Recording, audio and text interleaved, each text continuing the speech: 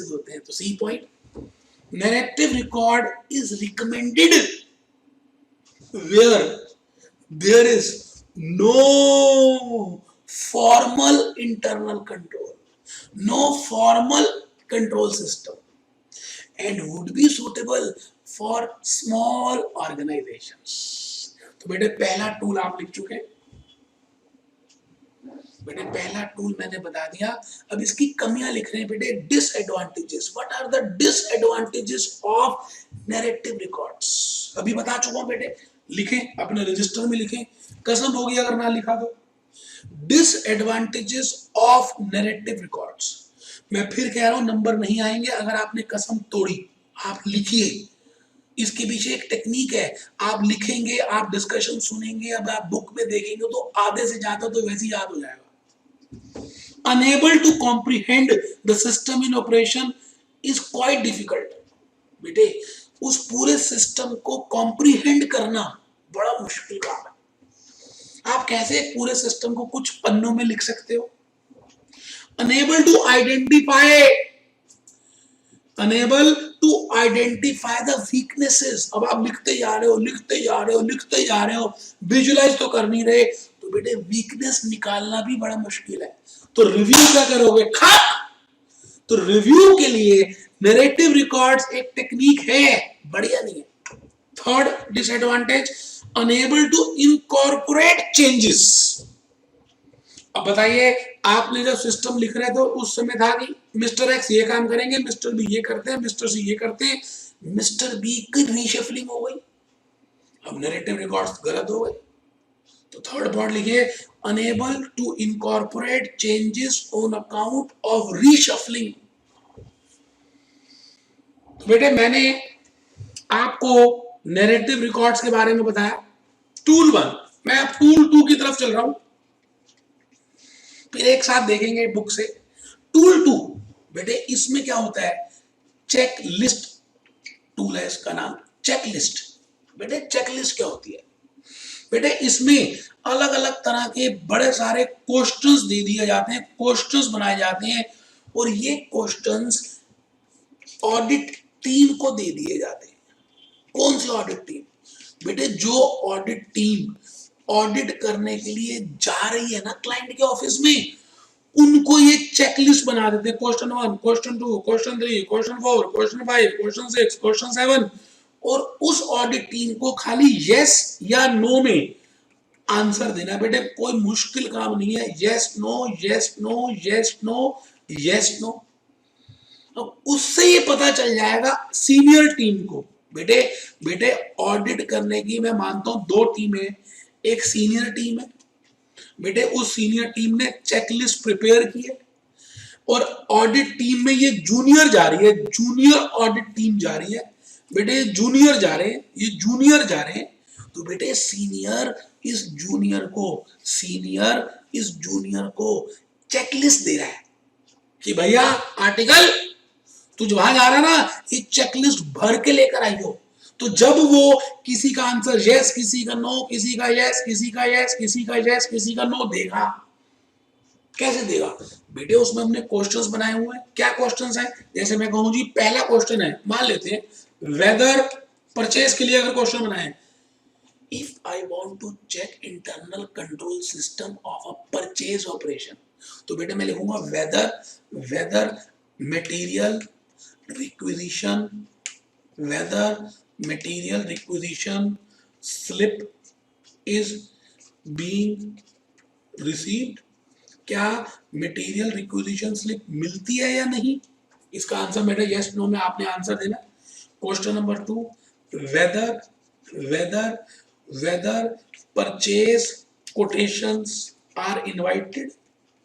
क्या purchase quotations invite होती है या नहीं? आपको आंसर देना है यस और no. Question 3, whether goods receipt note is prepared or not। तो बेटे मैंने क्वेश्चंस पहले ही बना दिए, अंदर की गहरी बातें पहले ही मुझे पता है, क्योंकि मैं सीनियर हूं और मैं पहले से कर चुका हूं। तो बेटे मैं उस चेक लिस्ट को अपने जूनियर को थमाऊंगा और उसे कहूंगा बेटा जब तू आएगा तो ये लेकर आइयो, मैं इसी से पता लगा लूंगा कि इंटरनल कंट्रोल सिस्टम कैसा है, रिव्यू कर लूंगा। तो बेटे इस टेक्निक का नाम है चेकलिस्ट, चेकलिस्ट, चेकलिस्ट। तो आइए एक आध बात इसमें भी लिख लें, फिर आगे चलेंगे मेरे बेटे। बड़ा सिंपल तरह से समझा रहा हूं, ये हो ही नहीं सकता कि आपको समझ ना आए बेटे, हो ही नहीं सकता, ये हो नहीं सकता कि प्यार ना हो। तो आइए बेटे नेक्स्ट लिखे, अपने रजिस्टर में लिखे बेटे। अभी बेटे कॉप बेटे क्या बात, बेटे मैंने किताब में लिखा हुआ है लेकिन अभी किताब में नहीं, पहले लिख लेना, 1 मिनट तो लगेगा। It is a series of instructions, checklist लिख रहे हैं। It is a series of instructions and questions. It is a series of instructions and questions. दो बातें अंडरलाइन कर दीजिए, instructions, instructions and questions। बेटे दो बातें, instructions and questions in which answer will be in yes or no, बस। बाकी तो बुक में लिखा हुआ है, मैं तो बस प्यार से बताना चाह रहा था। It is a series of instructions and questions in which answer will be either yes or no. Example: whether purchase is centralized or not. जैसे हिंदुस्तान लीवर है, उसके चारों तरफ ब्रांचेस हैं, तो क्या हेड ऑफिस ही परचेज करता है या ब्रांच भी परचेज करती है? इसका आंसर आपने yes या no में देना है। हमें पता चल जाएगा कि इंटरनल कंट्रोल कैसा है। लिखे बेटे, एग्जाम्पल भी लिखने हैं। एक बच्चे ने लिखना छोड़ दिया, उसके कान पर थप्पड़ मारूंगा, आपको कसम खिलवाई हुई है, इकड़े भूलचो नहीं, इकड़े लिख लो।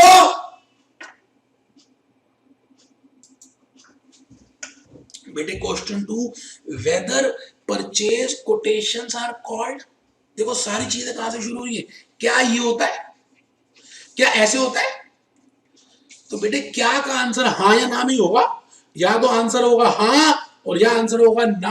हाँ ना, हाँ ना, हाँ ना, हाँ ना, हाँ ना। अब हाँ ना से हमें पता चल जाएगा कि दाल में कितना गर्मी है बेटे। तो बेटे मैंने 2 टूल्स बता दिए, पहला नैरेटिव रिकॉर्ड्स, दूसरा चेकलिस्ट। बेटे ये दोनों काम ऑडिटर ही कर रहा है, ऑडिटर खुद ही कर रहा है। अब बेटे जो तीसरा काम है ना, वो ऑडिटर नहीं करता, वो कौन कर रहा है बेटे, मैनेजमेंट कर रही है। Questionnaire tool, tool number 3, questionnaire tool. इसमें अलग अलग तरह के सवाल पूछे जाएंगे। कौन पूछेगा? ऑडिटर पूछेगा। और कौन पूछेगा? मैं पूछूंगा। किससे पूछेगा?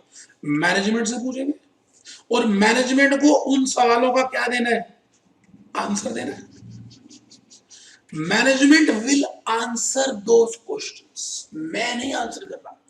इसका मतलब जैसे ऑडिटर कहेगा कि आप परचेज की गई गुड्स की क्वालिटी कैसे एंश्योर करते हैं, और मैनेजमेंट को बताना है कि वो जो गुड्स परचेज करते हैं उसकी क्वालिटी कैसे एंश्योर करता है कि अच्छी है या गंदी है। दूसरा सवाल ऑडिटर पूछ रहा है, किससे? मुझसे नहीं, क्लाइंट के मैनेजमेंट से।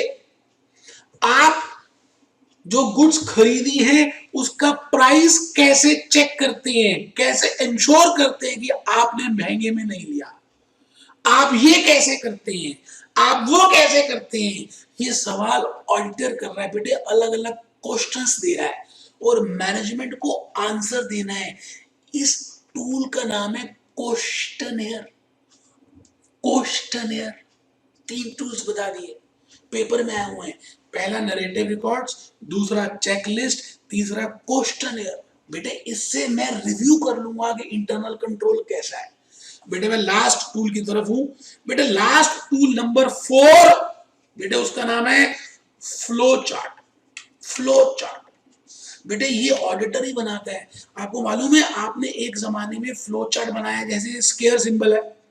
बेटे स्क्वायर सिंबल का अपना एक मतलब है। बेटे डायमंड सिंबल है, बेटे डायमंड सिंबल का अपना एक मतलब है। बेटे एक्टिविटीज है, ये फ्लो ऑफ एक्टिविटीज है। तो बेटे एक फ्लो चार्ट प्रिपेयर करता है कौन? ऑडिटर। और उस फ्लो चार्ट की मदद से वो उस इंटरनल कंट्रोल को रिव्यू कर लेता है। तो बेटे 4 टूल्स हैं जिसकी मदद से auditor can review internal control system of a client. आइए जी क्वेश्चन नंबर 2 में आइए, जो आपकी बुक में लिखा हुआ है। मैं एक बार पहले क्वेश्चन नंबर 2 में आ जाऊं, पहले बेटा सेकंड पढ़ेंगे फिर फर्स्ट पढ़ेंगे। What is internal control review? ICR भी बोलते हैं बेटे। घर में जैसे आपके नाम है बंटी, बबली, चिंटू, पिप्पू, आपके नाम हो सकते हैं। इंटरनल कंट्रोल क्वेश्चन 2 बेटे, पढ़ना है बेटे, पढ़ना है मेरे बेटे। एक बच्चा वो कोटेशन देख रहा है, वो कह रहा है ये success all depends on second letter. Success का सेकंड लेटर पता है क्या? यू। इसका मतलब आपकी जीत, ऑडिटिंग में जीत, कंपनी अकाउंट्स में जीत आप ही पे निर्भर करती है। तो बेटे internal control review is an overall assessment, underline कर दीजिए, हाईलाइट करिए, overall assessment of internal control system and its adequacy of each business area in an organization to address the relevant risk through internal control review. An organization's resources are directed, monitored and measured. It plays an important role in protecting the organization's tangible and intangible resources. अब आइए बेटा question 1 की तरफ। Review, पहले question में भी review लिखा, लेकिन उसके नीचे नोट जो है बेटे वो पहले पढ़ो। जैसे ये वाला नोट मैं कह रहा हूं पहले इसको पढ़ो। Review is a very important task for an auditor, क्योंकि बेटे ऑडिटर को उसी से डिसाइड करना है कि उसको डेप्थ में चेकिंग करनी है या कम चेकिंग करनी है। It is required to ensure that any inefficiency or ineffectiveness in system is captured. तो बेटे फर्स्ट क्वेश्चन और सेकंड क्वेश्चन में मीनिंग ऑफ इंटरनल कंट्रोल की बातें हो रही हैं। मैंने एक फ्लो चार्ट प्रिपेयर किया। Internal control is an integral part of this. It measures, protects fraud and inefficiency. Review करने से हमें पता चलता है कि वो सिस्टम कितना चुनिंदा है, कितना स्ट्रांग है या कितना वीक है। और बेटे इंश्योर्स एक्यूरेसी एंड रिलायबिलिटी, इससे एक्यूरेसी और रिलायबिलिटी इंश्योर होती है। सिक्योर्स लीगल कॉम्प्लायंस, बेटे लीगल कॉम्प्लायंस हो रही है नहीं हो रही। And evaluate performance. तो बेटे रिव्यू करना मोस्ट इंपॉर्टेंट है। पहले और दूसरे क्वेश्चन में खाली मैंने meaning of review of internal control बताया।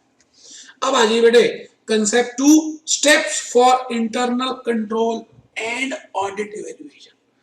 वो बेटे स्टेप्स के 4 टूल्स। जैसे मैंने अगले पेज में लिखा है narrative records, checklist, questionnaire, flow chart. आपने इसके ऊपर लिख दिया, मुझे पता है, वो मेरा प्यार था, वो मेरी सेवा भाव था बेटे, फिर भी मैं इसमें से पढ़ा रहा हूं। आइए प्लीज पेज नंबर बेटे 109 में आइए प्लीज, रिक्वेस्ट है, आइए मेरे बच्चे।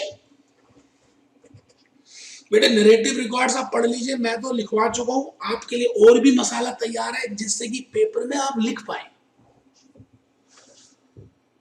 अंडरलाइन जरूर करना, जो चीज अच्छी लग रही है हाईलाइट जरूर करना, साथ साथ मार्जिन जो दी हुई इतनी सारी इसमें लिखना।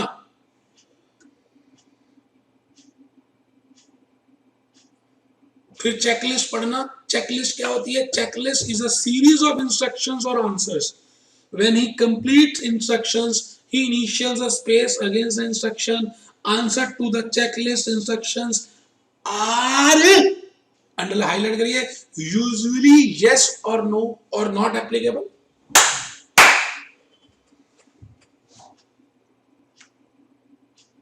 तो क्वेश्चन क्या है? Are tenders called before placing order? Are purchasing made on the basis of written order? Is purchase order this? क्या ये है? क्या ऐसे करते हो? ये कैसे होता है? बेटे ये सारे क्वेश्चंस का एक चेकलिस्ट बनाई जाएगी, सीनियर टीम जूनियर को देगी। तो बेटे आप आ जाइए, जो मैंने अभी नहीं लिखवाया वो यहां से देखेंगे।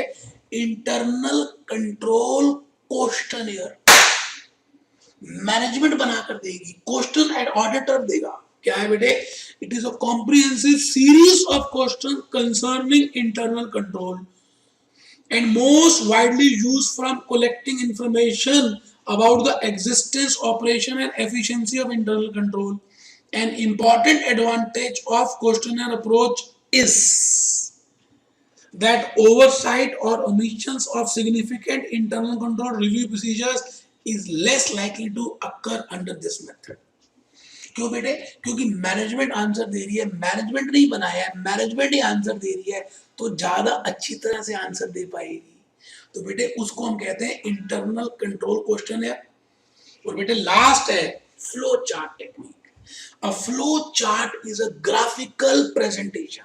मैंने अभी अभी बताया diagram, diamond, square, activities, rectangle, it is a diagram graphical presentation of the company's system of internal control. A flow chart is considered to be most concise way of recording the auditor's review. Underline कर दीजिए concise way। बेटे चित्र की भाषा में तो आप बहुत कुछ लिख डालो और फोटो ज्यादा समझ आती है बेटे, चित्र ज्यादा समझ आते हैं, फ्लोज ज्यादा समझ आती है, क्योंकि दिमाग में वो विजुलाइज हो जाता है। It is also necessary for the auditor to study the significant features of business carried on by the concern, the nature and way and channels of goods and materials on cash and other basis. तो बेटे मैं अभी तक दो ही चीजें बता चुका हूं, एक मीनिंग क्या है इसकी चर्चा की, लिखवाया, समझाया, बुक से दिखाया। बेटे इससे ज्यादा मैं नहीं कुछ कर सकता। आपको समझ आ गया मुझे पता है। अब बेटे हम प्रैक्टिकली इंप्लीमेंट करेंगे केस कंसेप्ट नंबर 3 से 8 तक। बेटे अब मैं आपको एक दो चीजों का प्रैक्टिकली करके दिखाऊंगा कि ये कैसे हुआ, कैसे रिव्यू किया जाता है। तो बेटा कंसेप्ट 3 में आ जाए, बेटे कंसेप्ट 3 में आ जाए, रिव्यू ऑफ परचेजिंग ऑपरेशंस। कि अगर आपको एज एन ऑडिटर किसी कंपनी की परचेज की ऑपरेशंस का रिव्यू करना है तो कैसे करेंगे? बड़ा सिंपल है बेटे। मैंने आप सोचिए पहले दिमाग में सोचिए कि मेरे को किसी की परचेज की ऑपरेशन को रिव्यू करना तो कैसे करूंगा। तो बेटे उसको रिव्यू करने के लिए मैं लिखा है purchasing is one of the most important function. Important mark करिए, क्वेश्चन नंबर 4 आ सकता है। Because 50 to 70% of the total cost is material cost. इसलिए मटेरियल को कैसे खरीदा जा रहा है ये बहुत इंपॉर्टेंट है, और इसके लिए क्या इंटरनल कंट्रोल सिस्टम हमने बनाया है ये भी इंपॉर्टेंट है। तो बेटे मैं यही कह रहा हूं, in business very important to have effective internal control system. तो objectives of internal control over purchasing operations. The objective क्या है बेटे वो तो पता ही है आपको। ऑब्जेक्टिव मैं आ रहा हूं नीचे, क्या क्या क्वेश्चंस आप पुट करेंगे, बी पॉइंट से शुरू कर रहा हूं। तो मैं अगर परचेज ऑपरेशन को रिव्यू करूं तो मैं नैरेटिव रिकॉर्ड्स भी यूज कर सकता हूं, चेकलिस्ट भी यूज कर सकता हूं, क्वेश्चनरी भी यूज कर सकता हूं, फ्लो चार्ट भी बना सकता हूं। लेकिन आप पेपर के लिए ध्यान रखिएगा चेकलिस्ट ज्यादा इंपॉर्टेंट है। क्यों बेटे? नैरेटिव रिकॉर्ड्स तो इतने सारे आपको क्वेश्चन में नहीं आ सकते, फ्लो चार्ट भी बनाना नहीं आ सकता, और बेटे क्वेश्चन तो मैनेजमेंट आंसर करेगी। आप चेकलिस्ट बनाएंगे एज ए सीनियर टीम अपनी जूनियर के लिए। तो बेटे आपको जब भी रिव्यू करना है प्रैक्टिकल, चाहे वो परचेज, चाहे वो मैनेजमेंट इंफॉर्मेशन सिस्टम है, चाहे वो ट्रांसपोर्टर है, चाहे वो कुछ भी है, चेकलिस्ट यूज करो। चेकलिस्ट यूज करना। तो पहली चेकलिस्ट में देखिए क्या लिखा है, अगर परचेज ऑपरेशन को करना है, whether segregation of duties, risk mitigating control against transaction processing authorisation. जो ऑथराइज कर रहा है उस परचेज को क्या उसकी ड्यूटी सेग्रीगेट की गई है? हाँ, आंसर हाँ या ना में देना है। whether the quantity and quality of goods received or documented agrees with the requisition performance। मतलब आपने 1000 क्वांटिटी मंगाई, मान लेते हैं, क्या 1000 ही आई या 1000 से ज्यादा आई? Question 3, whether transactions are properly verified before disbursement, transaction and activities, क्या वो सारी ट्रांजैक्शंस प्रॉपरली वेरीफाई होती है, हाँ या ना में उत्तर। whether accountability for refund and credit are maintained, मान लेते हैं आपने सामान खरीदा और वापस कर दिया, अच्छा नहीं लगा, तो क्या क्रेडिबिलिटी, क्या क्या क्रेडिट नोट और डेबिट नोट इशू होते हैं? whether procurement record for authorization and transactions are maintained, जब आप गुड्स को प्रोक्योर करते हो तो क्या उसके लिए ऑथराइजेशन के और प्रोक्योरमेंट के store laser, GRN, purchase order, purchase quotation, उन सबको डॉक्यूमेंट करते हैं या नहीं? whether accounts records are protected from theft, क्या इसमें ऐसा सिस्टम है कि अकाउंट्स चोरी नहीं हो सकते? ठीक है, बिल्कुल ठीक है। तो बेटे आप बताइए कि अगर मुझे परचेज सिस्टम एनालाइज करना है किसी कंपनी का, तो बेटे मैं ये चीजें के क्वेश्चंस बनाऊंगा और जूनियर टीम को आंसर देना होगा। एक बार फ्लो चार्ट में आए, review of purchase operations, important function in a manufacturing organisation, constitute 50 to 70%। बेटे मैंने बड़ी मेहनत की बेटे, आपके लिए फ्लो चार्ट तक बना दिए कि एटलीस्ट एक आपको आइडिया तो मिले बेटे। Efficient system is required, objective is, बेटे बेटे इसमें मैं क्या क्या कर रहा हूं, सेग्रीगेशन ऑफ ड्यूटीज है या नहीं, क्वांटिटी ऑफ गुड्स रिसीव्ड है या नहीं, maintenance of credit and refund है या नहीं, protecting of record from theft है या नहीं।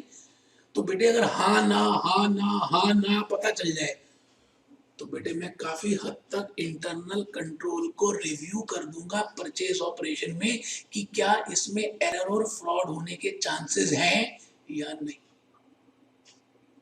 ओके, तो बेटे आपको पेपर में किसी भी एक चीज के ऊपर रिव्यू आएगा और आपको रिव्यू लिखना होगा, और रिव्यू बेटे रट तो सकते ही नहीं। मैंने वैसे 5-6 रिव्यूज लिख दिए, जैसे मैंने एक लिखा है review of management information system,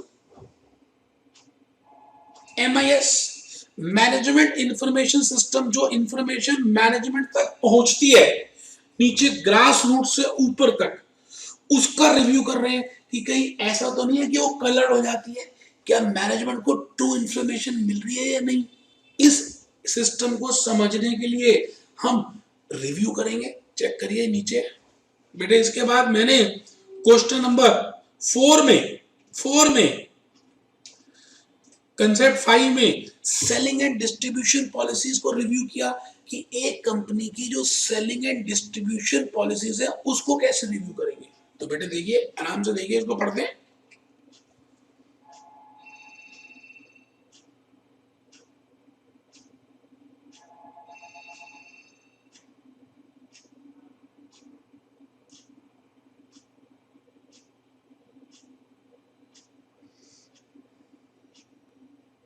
पहला क्वेश्चन है बेटे, whether sales and distribution policies and programmes are adequately documented, underline कर दीजिए डॉक्यूमेंटेड है।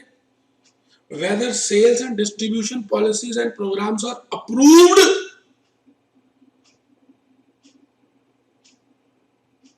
to determine that sales and distribution policies are matching with overall corporate objective। तो बेटे ये सारी बातों को आपको ध्यान से एक बार सोचना पड़ेगा कि अगर आपको किसी इंटरनल कंट्रोल सिस्टम को रिव्यू करना है तो आपके मन में क्या क्या बातें आएंगी, क्या क्या सवाल आएंगे। बेटे उन्हीं सवालों को लिखना है, रट सकते ही नहीं, रट सकते ही नहीं, समझना है लॉजिकली और चेकलिस्ट प्रिपेयर करनी है।